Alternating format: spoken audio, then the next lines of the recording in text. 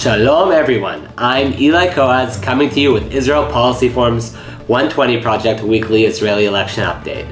It's great to be back. Or is it? It's that time of year again, as it has been for the past 3 years, Israeli election time. Tune in each week for updates throughout this Knesset campaign season and any other future electoral escapades Israelis embark upon. Now let's kick things off with a recap of this week's top 3 Israeli election headlines. Up first, it wouldn't be an Israeli snap election without a vote to dissolve the Knesset. Literally, it has to happen. For Israel to go to elections before the government serves out its term, the Knesset must vote to dissolve.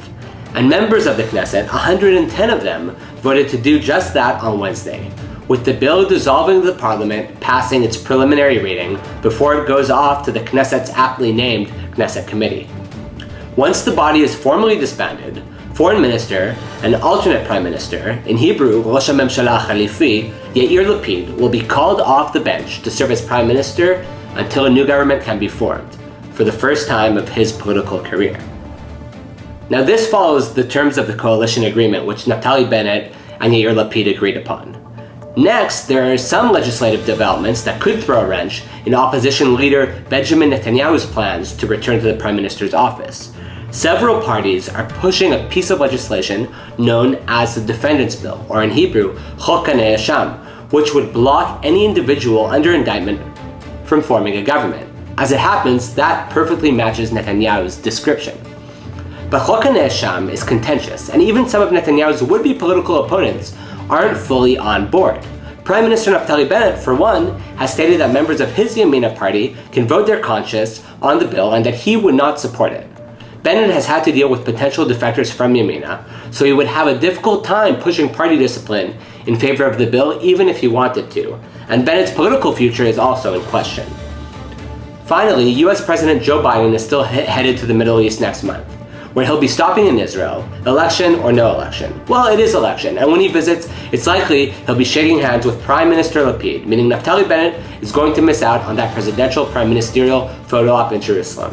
Better luck next time, Naftali. Or will there be a next time? Now that we've covered the headlines, let's take a look at the polls. They don't call me the Israeli Steve Kornacki for nothing. Actually, they don't call me the Israeli Steve Kornacki. But maybe after a few of these election updates they will? I don't know. Here are 3 recent polls from Israel's channels 12, 13, and Kan. Even if the government and opposition consisted of exactly the same parties as last time, which is hardly a given, no side gets a majority.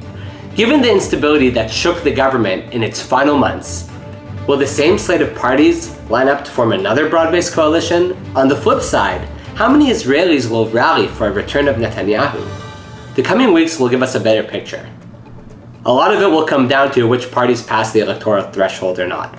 For more on the impending dissolution of the Knesset and upcoming Israeli elections, read the latest Koplow column. I'm telling you, Dr. Koplow knows it better than most. IsraelPolicyForum.org/column, and watch our recent video briefing with Chief Policy Officer Michael Koplow and Haaretz journalist Amir Tibon at IsraelPolicyForum.org/briefings. And don't forget to hit the subscribe button on our website to receive our latest updates and analysis. Now until next week, I'm Eli Kowaz for Israel Policy Forum, signing off. Yalla bye!